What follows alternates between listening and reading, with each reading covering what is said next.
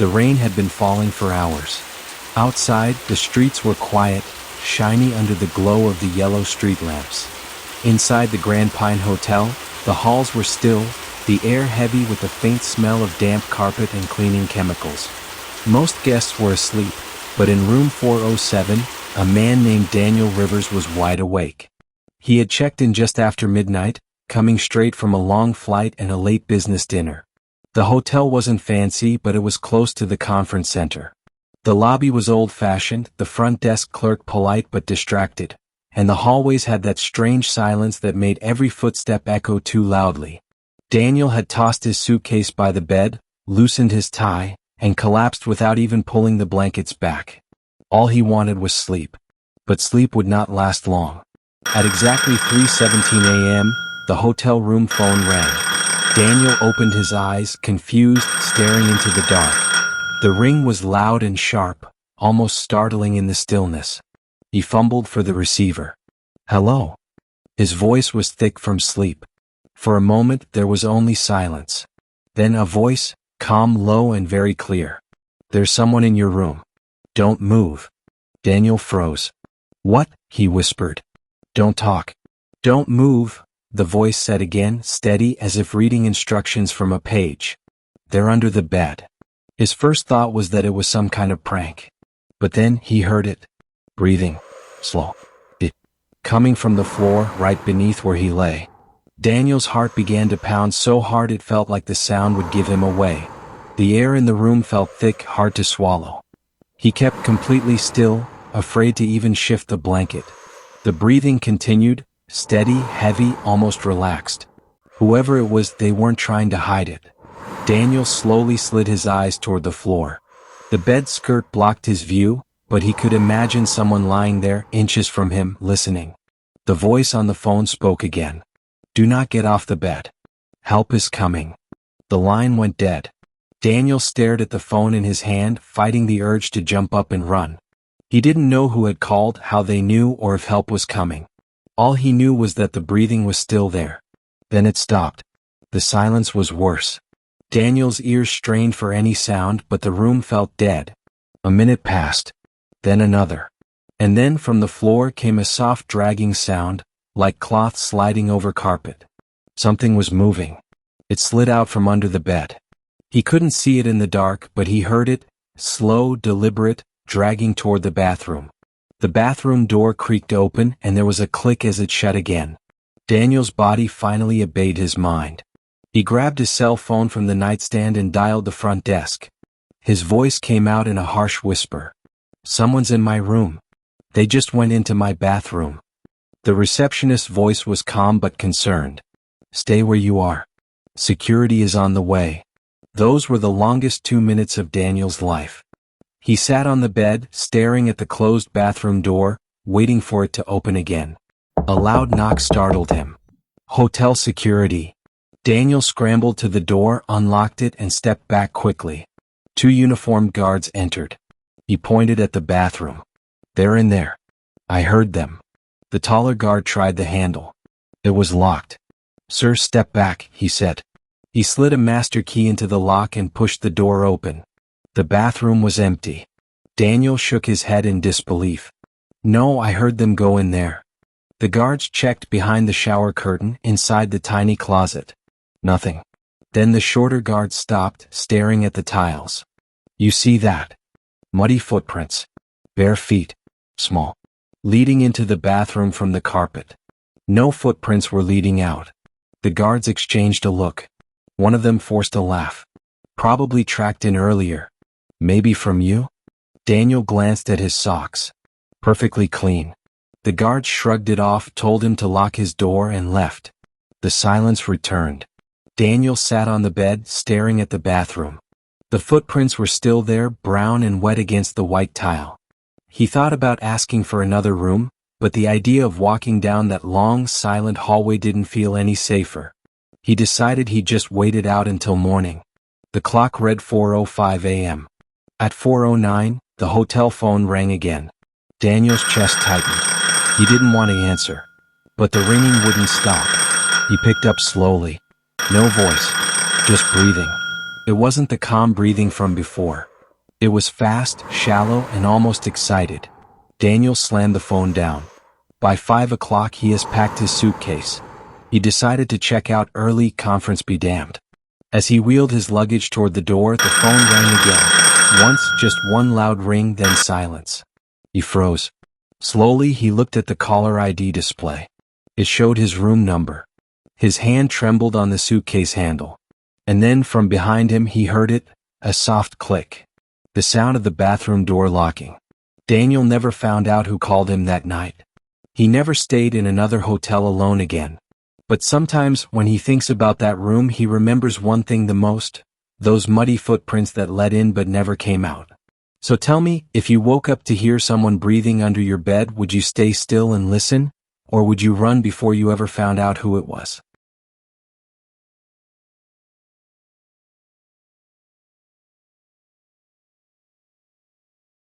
What would you do if a train dropped you at a station that doesn't exist on Google Maps anymore? That's what happened to me. I didn't argue. I was too tired. The station they dropped me at had no name board. Just rusted tracks, half buried in weeds, and a lonely platform overgrown with moss.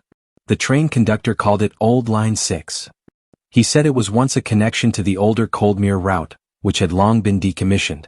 There were no staff, no lights, no signs of life. Only a small concrete station building in the distance, shadowed and leaning like it didn't want to be here either. I adjusted my backpack and stepped off. The train didn't wait. The moment it pulled away, I felt the weight of the air change. Like I'd walked into a forgotten memory, or someone's nightmare. No one else got off with me. I was alone. Except for the wind and the sound of gravel crunching under my boots. There was no signal on my phone. I looked around and saw a twisted bench under a crooked lamp post. The glass of the lamp was cracked. The station house had fogged windows as if it was breathing slowly from the inside. My stomach turned. I should have waited for the train even if it wasn't going to Coldmere directly. But I'd seen it stop on Google Maps. And I was tired. I approached the building, but the inside was worse. Dust coated every surface. The walls were peeling like sunburned skin. A few posters were still up, train schedules from the early 2000s. One even said Grand Opening, Linemouth Junction, dated back to 1998. I coughed as I pushed through the heavy door and entered the old waiting room. That's when I heard it, footsteps behind me. It was slow and deliberate. I turned quickly and saw nothing. Just shadows and silence. I told myself it was the wind, or an animal. But deep inside, something clenched. Something whispered, "You're not alone here." I found a dusty bench inside and sat, pulling my coat tighter. The wind had grown sharper, colder, like it carried voices. Still no signal. Still no one. I checked the time. 6:42 p.m. Then I saw it.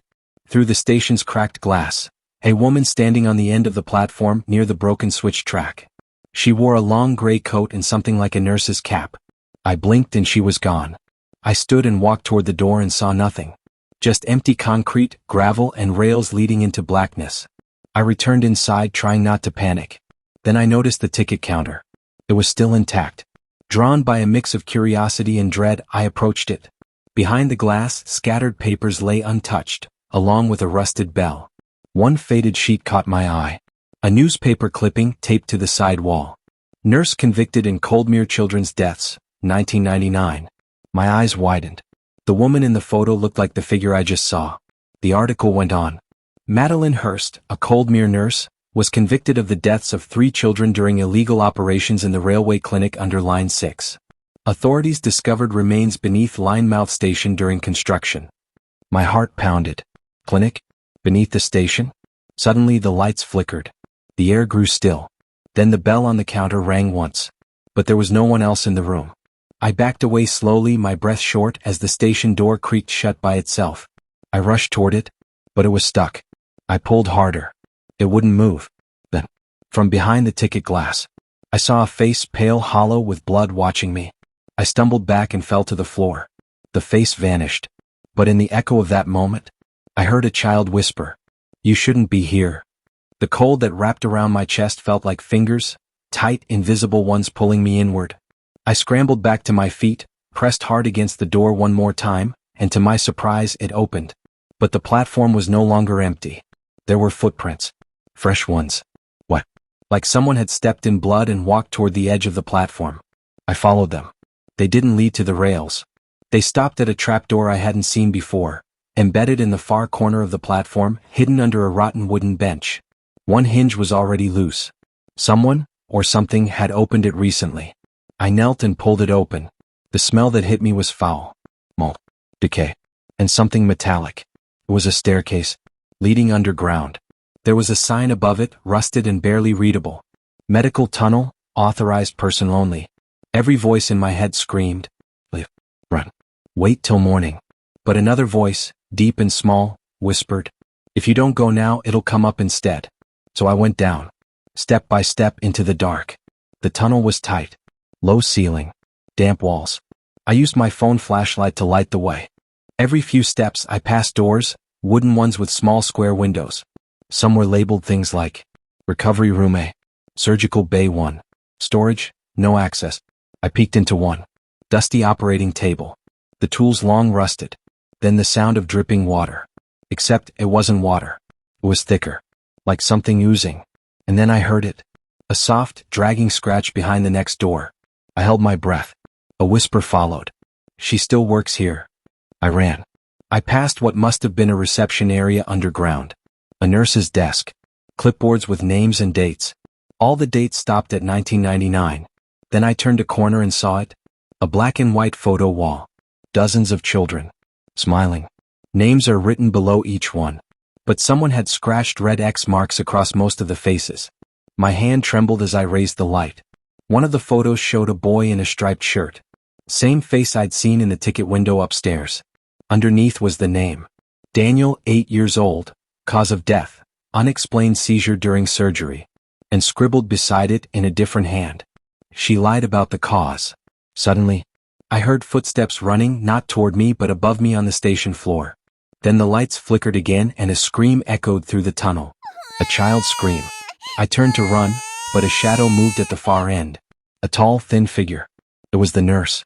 She was wearing her uniform. Her cap tilted. Her face pale and sagging, lips blue and eyes hollow, like they'd been carved out. She didn't walk. She floated. I backed away, bumping into a gurney, knocking it over with a metallic crash. That's when she spoke. "Don't leave them here alone. They're still waiting for the train." Suddenly, the hallway pulsed with a light I couldn't place. I turned and saw a dozen children down the corridor. Transparent. Holding hands. Watching me. I ran again up the stairs, gasping, tripping over steps, my flashlight flickering. When I reached the surface, dawn was breaking. The sky was bruised with morning light. The platform was silent again. But when I turned back, the trapdoor was gone. No sign it had ever been there. Breathing hard, I staggered out to the nearby road. Eventually, a delivery van passed and stopped. The driver rolled down the window. "You all right, man?" I nodded, unable to speak. He glanced at the station behind me. Then said, "Didn't think anyone used that old stop anymore. Ever since they shut it down after they... You know." "The what?" He hesitated. Then shrugged. "They found bones down there. Under the floor. A whole lot of them." He told me the place was supposed to be sealed. But sometimes weird things happen with the old tracks. Sometimes people get dropped off by mistake. Like I had. I never saw that platform again. Google Maps doesn't even show it now. But I still have the newspaper clipping I took from the ticket booth. And sometimes when I close my eyes, I see that pale nurse, floating down the hallway, whispering to children who were never saved.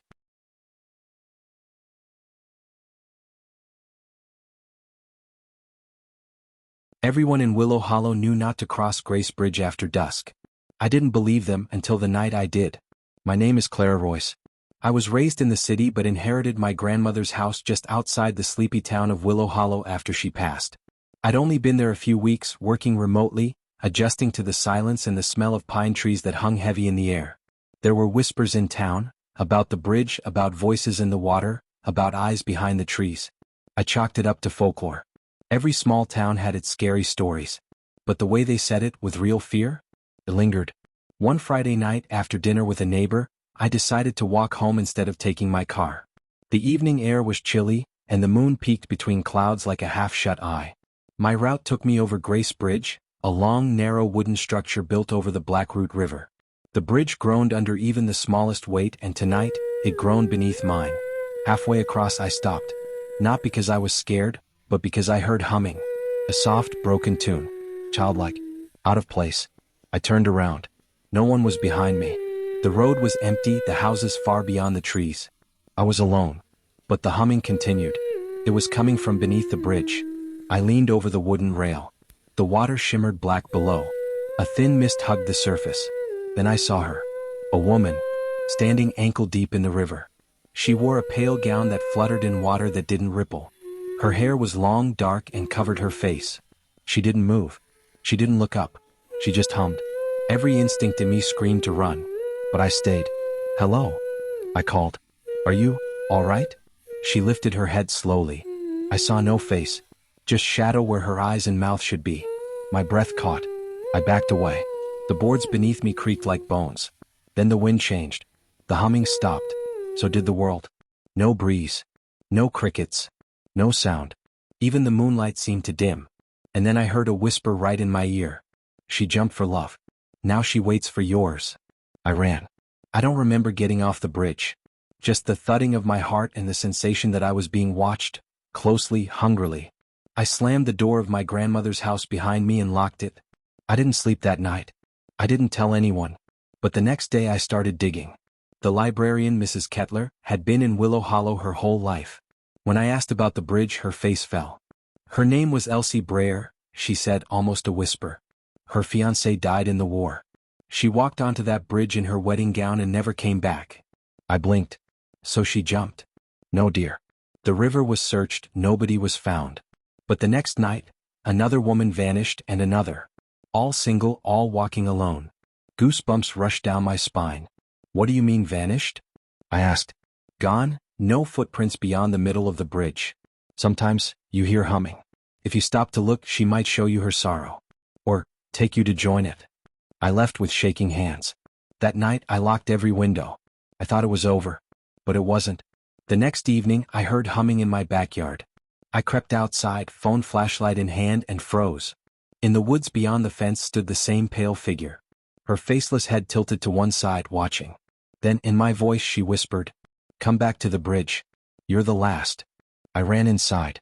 I didn't sleep again. The next day I decided to leave Willow Hollow. But the bridge, it wouldn't let me go. Every road out circled me back. My phone GPS spun in circles. Locals turned me away without explanation. I was trapped. So I went back.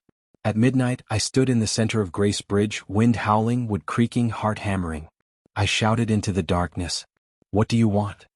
The figure appeared at the far end, floating above the boards. Her face slowly formed, a face filled with sorrow, eyes leaking black tears. "I want to rest," she said. "How?" She pointed beneath the bridge. "Find what they hid." It took 3 days and the help of a local historian who barely spoke above a murmur, but I found it. A sealed box beneath the bridge's supports. Inside, a journal, blood-stained. Elsie's handwriting. She hadn't jumped. She'd been murdered, by townsfolk who thought she was a witch. When I returned that night and read her truth aloud, the river mist rose like smoke. The bridge shook. She appeared one last time, smiling. And then she was gone. The humming stopped. The air felt light again. I left Willow Hollow the next morning. But sometimes, when I close my eyes, I see her standing at the end of the bridge, waiting. And I wonder, if someone else walks alone at night, will she wait for them too?